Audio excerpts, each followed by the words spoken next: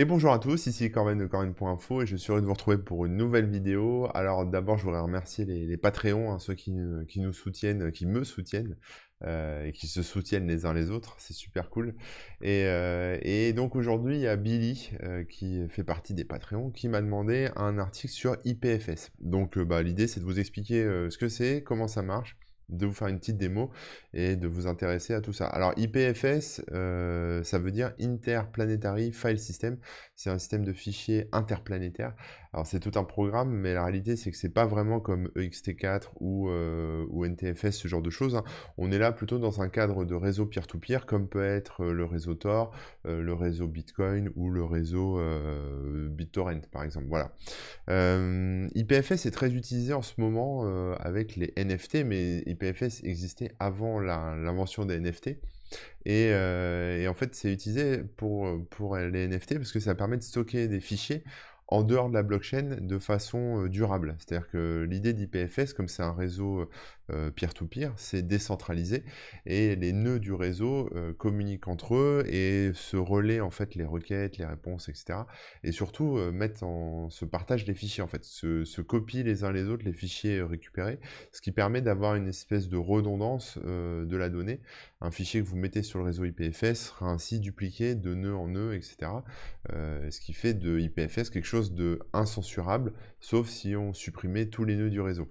Alors évidemment, ça dépend encore une fois du nombre de nœuds qui copient votre fichier, hein. Si vous avez un document que vous mettez en ligne et qu'il n'y a que vous qui accédez, il sera que sur votre nœud.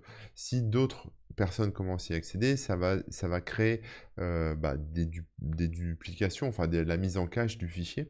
Et donc ce fichier sera accessible, depuis d'autres nœuds du réseau. Donc si votre nœud d'origine disparaît, le fichier restera quand même accessible, même si votre nœud disparaît. Si c'est un document qui n'est pas accédé, auquel personne n'accède, le problème c'est que si votre nœud disparaît trop rapidement, le fichier disparaîtra avec votre nœud. Alors IPFS a trouvé un système pour ça qui s'appelle, ils appellent ça épingler un fichier, c'est-à-dire que on paye un petit peu pour que les autres nœuds du réseau mettent en cache notre fichier. Donc c'est une façon en fait d'assurer immédiatement la pérennité d'un fichier sur le réseau IPFS sans attendre qu'il soit dupliqué, etc. C'est le même principe que les BitTorrent, hein, si vous voulez. C'est-à-dire que vous allez mettre par exemple un document accessible en BitTorrent. Si personne le télécharge, voilà, il sera que chez vous, quoi. Personne n'ira le chercher ailleurs. Mais le partage, c'est la mise en cache qui fait que le fichier est comme ça sécurisé après sur le réseau. Alors évidemment, chaque fichier, avant d'être mis sur le réseau, est coupé en petits bouts, hein, pour que ce soit plus facile à transférer. Et chaque fichier a son hash. Donc un hash, c'est une chaîne de caractères très très longue, hein, qui est unique, hein, qui est générée en fonction du fichier. Alors le hash permet d'accéder au document. C'est-à-dire que voilà, si vous connaissez son hash, vous pouvez récupérer le document, le voir, etc.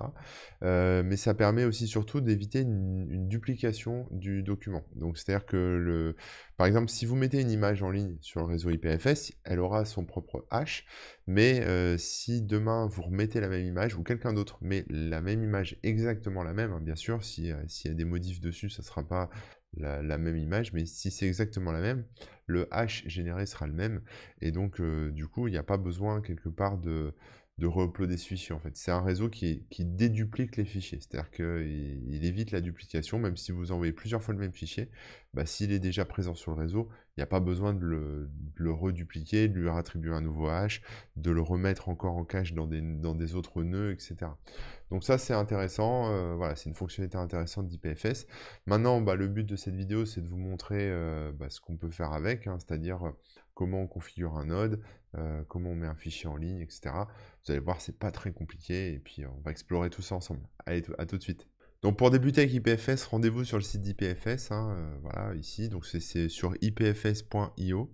On a le Get Started et le How It Works qui explique un peu comment ça fonctionne, etc. How It Works, je vais voir vers quoi ça renvoie. Ouais, ok. Bon, on va regarder un peu le site quand même, parce que ça peut nous donner de la doc un peu intéressante pour la compréhension d'IPFS.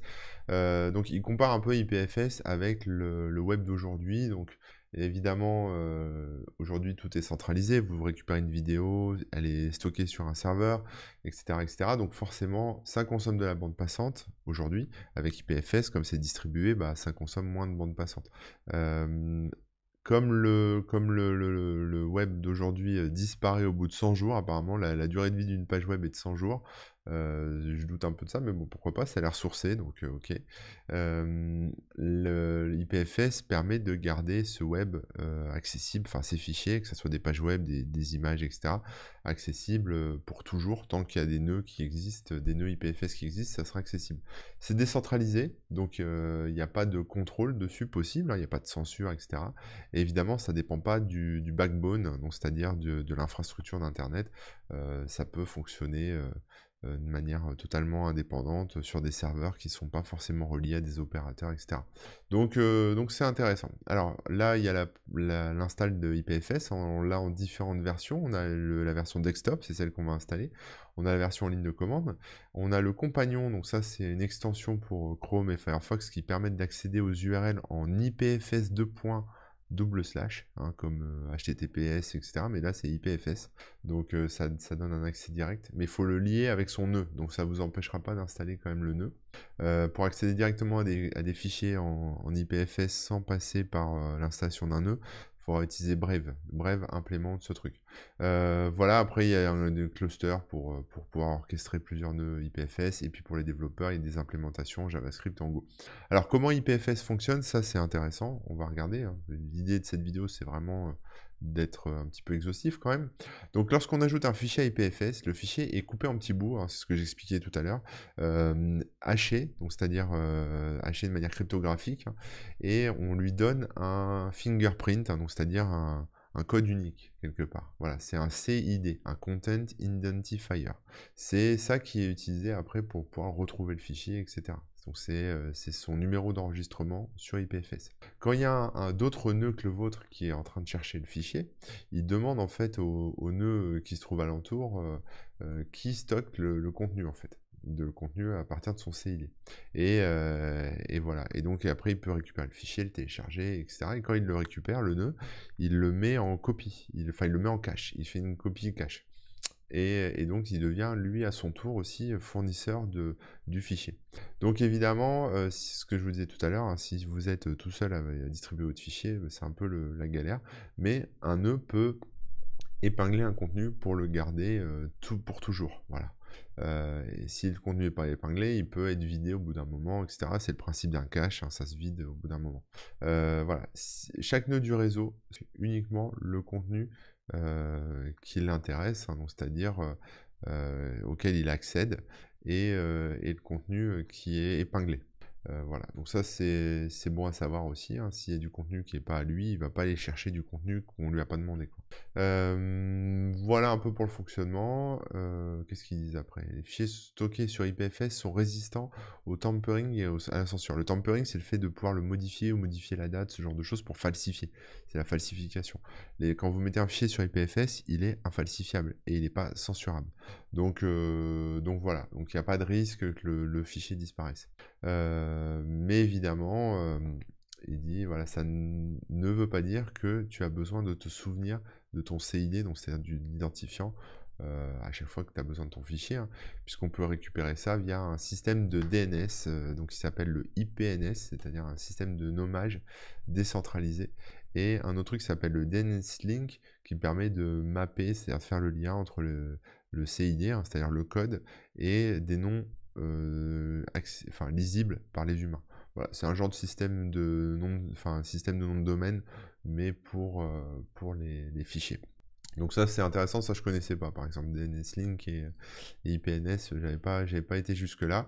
Donc pourquoi pas. Alors à qui s'adresse IPFS? Aux archivistes, aux fournisseurs de services, aux chercheurs, aux développeurs blockchain, aux créateurs de contenu et aux utilisateurs qui sont offline. Et oui, parce que les gens qui sont déconnectés d'Internet parce qu'il y a une catastrophe chez eux, etc., peuvent quand même continuer à accéder à la donnée avec des nœuds qui communiqueraient, peu importe que ça communique via des lignes téléphoniques, via des lignes GSM, via comment ça s'appelle, de la radio, etc.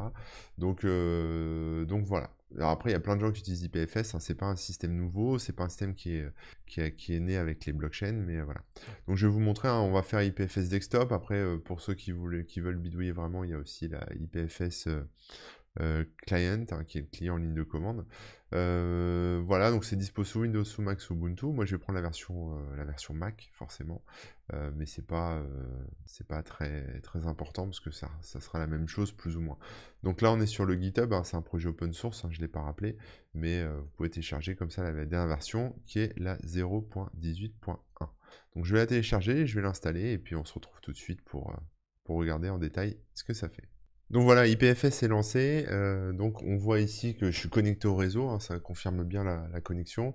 Je vais fermer ça pour qu'on y voit plus clair. Voilà, il y a des données, alors j'ai fait des tests, hein, donc j'ai des petites données hébergées, etc. Mais on voit ici le trafic entrant, le trafic sortant, on a des graphes, etc. L'analyse du réseau, donc on voit un peu ce qui se passe.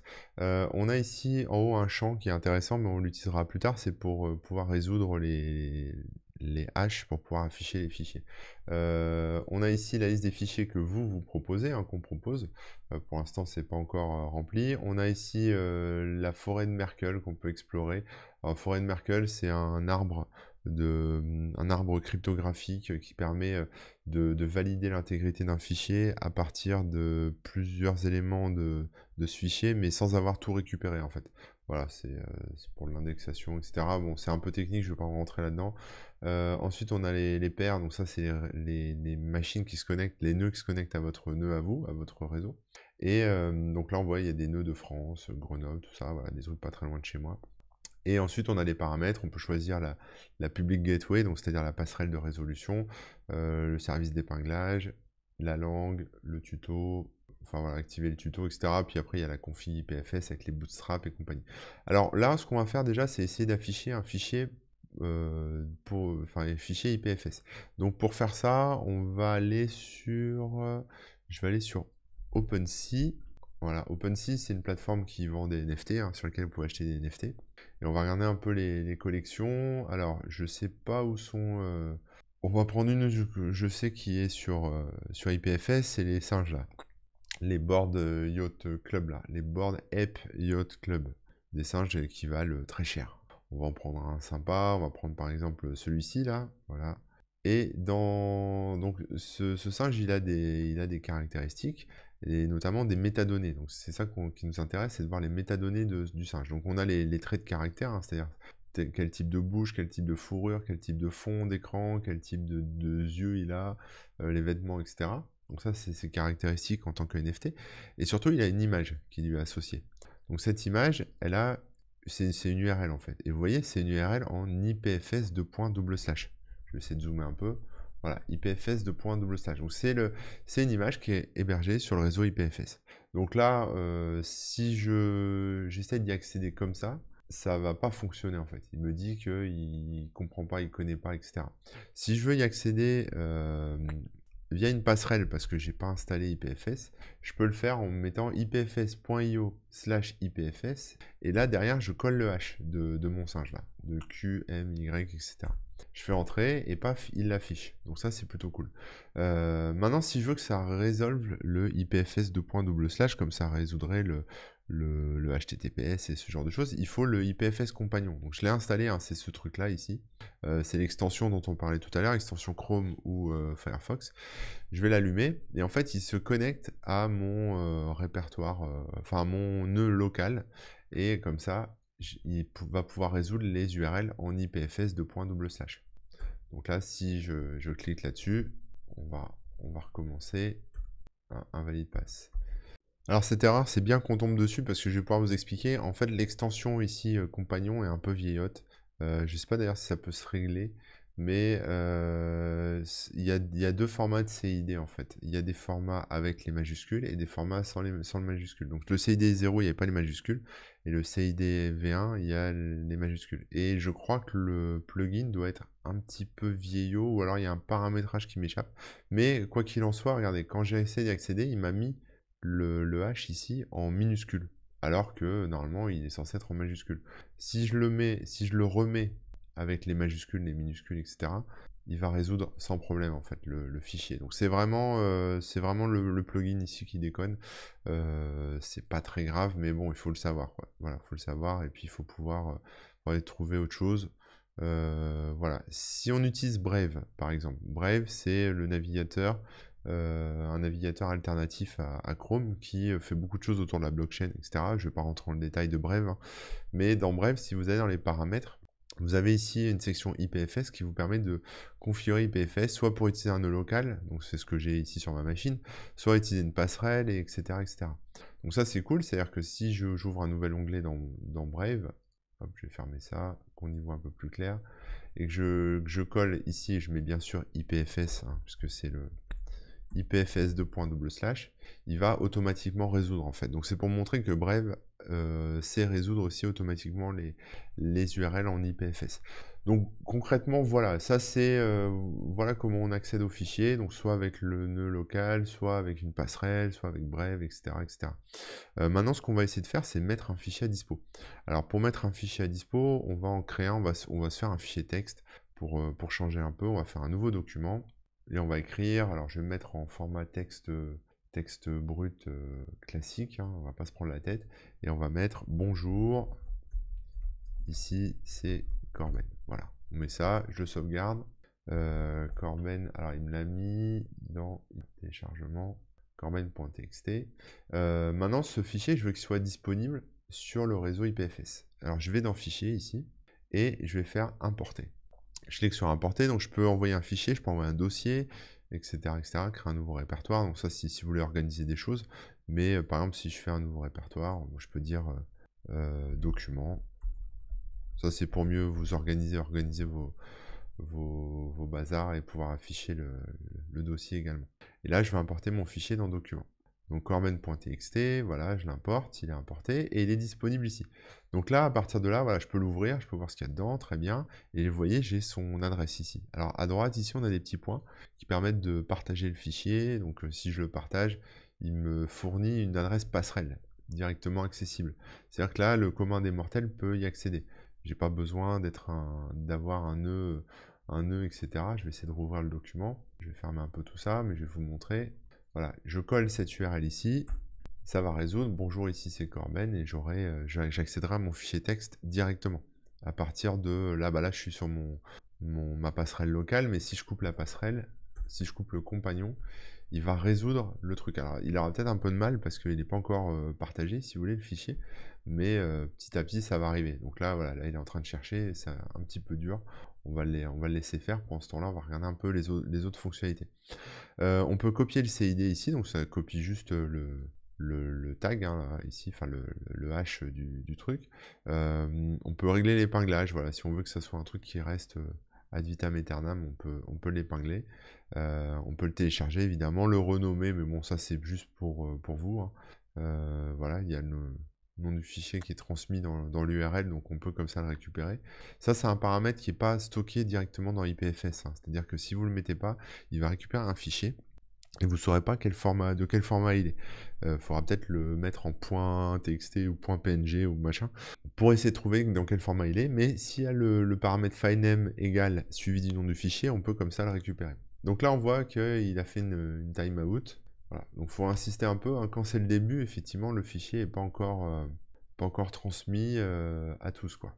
Donc voilà, là je vois apparemment, voilà, là c'est bon, il l'a récupéré, vous voyez, ça a marché, le timeout, c'est bon. Et donc là, bon là on voit pas très bien avec les stats, mais il a sorti mon fichier.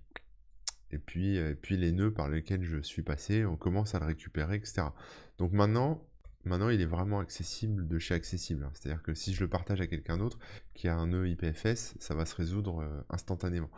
Donc voilà, là le texte est dispo depuis partout, hein. Donc c'est-à-dire que ici, si je récupère le hashtag, enfin le hashtag, le hash du fichier et que je le mets dans IPFS 2 points, je colle le hash, il arrive à résoudre automatiquement le truc aussi directement dans Brave.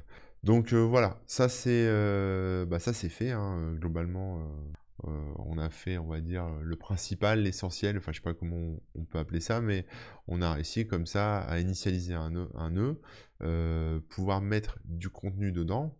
Donc là je l'ai fait en ligne, je l'ai pas fait en ligne de commande, hein, mais sachez que tout ça on peut le faire en ligne de commande. On peut le piner, on peut le relire avec l'outil IPFS ou le navigateur ou les passerelles, etc. Et voilà, alors je sais pas s'ils ont un Explorer, mais il me semble que sur IPFS, on va aller voir, ipfs.io, ils ont des services. Je vais essayer de les trouver. Ça doit être ici. Non. Non, pour le retrouver, en fait, c'est cid.ipfs.io. Voilà, c'est un peu comme un Explorer de blockchain. Vous mettez votre ID dedans. Alors là, bon, là, il y a le file name, je vais enlever ça à la fin, mais vous mettez le hash et il va récupérer les datas, les infos qu'il a sur le fichier que vous avez envoyé. Donc on a, voilà, c'est encodé en base 58, on a le hash ici, on sait que c'est multi-base, multi-codec, etc. Bon, après, ça, c'est des données techniques, mais ce que je veux vous montrer là, par là, c'est que c'est des données qui sont accessibles. Donc, si après, vous codez des trucs, si vous codez des trucs, vous pouvez récupérer comme ça la data et pouvoir faire votre vie après avec IPFS, quoi. Donc voilà, là on est en présence d'un CID V0, puisque ça commence par QM, et voilà, et si c'était un CID V1, il y aurait un hash un peu différent. On voit ici que le CID V1, voilà, c'est celui-là. Donc voilà, ça c'est le CID V0 qui est généré, et sinon j'ai le CID V1 qui est ici. Donc si je fais ipfs.io/ipfs et que je colle l'autre CID, le V1, ça va résoudre la même chose en fait, ça sera le même fichier, c'est juste un autre format, donc soyez pas surpris en fait que les V0 commencent par QM et les V1 commencent par BAFI ou ce genre de choses, voilà, BAFI. Donc bon, c'est marrant à savoir, mais voilà, c'est deux formats différents. Le CID V0 est encodé en base 58, comme on peut le voir ici, base 58 BTC. Et si je mets celui-là, vous voyez, on est encodé en base 32. Voilà, c'est pas la même chose, quoi. Mais voilà, après, il y a des petites subtilités, etc. Mais je vais pas rentrer dans le détail, c'est pas le but de l'opération. Qu'est-ce que je peux vous dire d'autre sur IPFS? Après, en fait, comme vous avez un nœud, on le voit ici, hein, dans le nœud ici, là, il n'est pas activé, mais comme vous avez un nœud, on peut se connecter en local et du coup, on peut comme ça résoudre des liens IPFS très facilement juste avec son nœud, quoi. Et vous pouvez modifier le nœud, le configurer, etc. Importer des nouveaux nœuds et compagnie. Là, il a perdu le fil. Ah non, c'est bon. Voilà, moi, c'est une passerelle localhost et un nœud en localhost aussi. Mais vous pouvez mettre d'autres nœuds, d'autres choses, vous proposer à vous votre propre nœud, vos services, etc. autour de ça, quoi. Voilà. Je vais pas rentrer plus dans le détail, hein, évidemment, là-dessus. Après, vous pouvez mettre des sites entiers, vous pouvez mettre plein de trucs, etc. hein, parce qu'il suffit de mettre un répertoire. Alors là, par exemple, j'ai mon truc document. Si je si je partage le lien, on va voir ce que ça donne. J'ai un dossier, vous voyez, avec mon fichier dedans, parce que j'ai fait un document, j'ai fait un répertoire document. Donc j'ai un dossier dans lequel je peux accéder et avoir mes fichiers. Si je mets un autre fichier texte dedans, je vais refaire un petit fichier texte, ou si je mets, qu'est-ce que je peux mettre? Je peux peut-être mettre autre chose, je vais mettre, je sais pas, je vais mettre une image, par exemple. On va se prendre en photo. Voilà, j'ai mon image qui arrive, elle est là, je vais la mettre dans mes téléchargements, et là je vais importer mon image, donc je vais importer un fichier, on recommence, voilà, elle est ici, donc là il upload l'image, et maintenant si j'accède au répertoire, alors, pour l'instant il n'y a rien dedans, il faut attendre que ça se transmette, hein. Je vais l'épingler également, voilà, et on va attendre que le cache fasse son boulot. Alors je vais copier, je vais remonter d'un cran, document, voilà, je pense qu'on est toujours bon, on va voir, partager. Ah oui, c'est parce que j'ai pas le même truc en fait, c'est pas les mêmes... Voilà, là en fait, ouais, il faut repartager parce qu'une fois qu'il a résolu, vous voyez, en fait là tout à l'heure, il avait résolu le nom, enfin le lien IPFS, mais comme à chaque fois qu'on met quelque chose en ligne, c'est immuable, en fait, on accède toujours à la version, à une certaine version.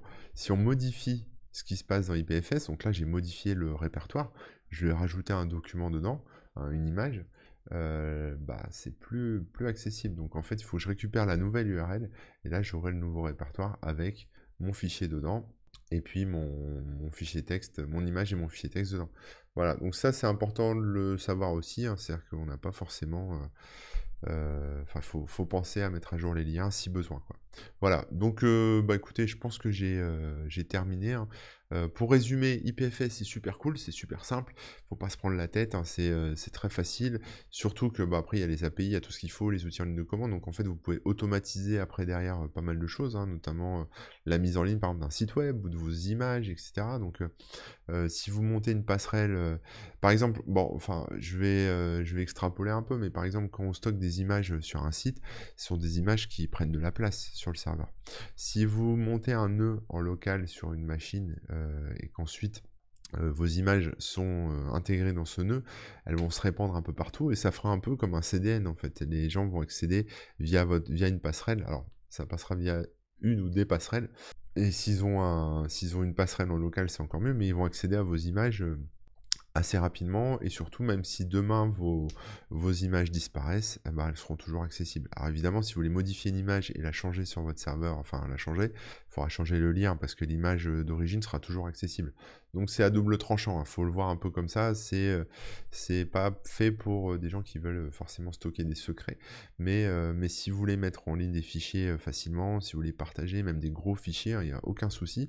L'important c'est qu'ensuite il faut que les gens puissent les partager, se les partager entre eux, etc.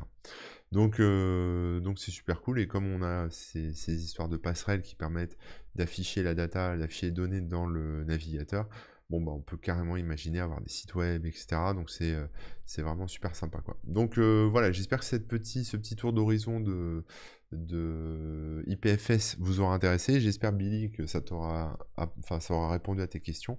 N'hésitez pas, si vous voulez que j'aille plus loin dans une prochaine vidéo, notamment sur par exemple l'utilisation en ligne de commande de IPFS, mais c'est pas très compliqué, hein, c'est juste un peu de doc à lire, c'est rien de sorcier, mais voilà. Et donc c'est tout, hein, j'ai terminé. Je vous dis à la semaine prochaine, et puis prenez soin de vous. Allez, ciao.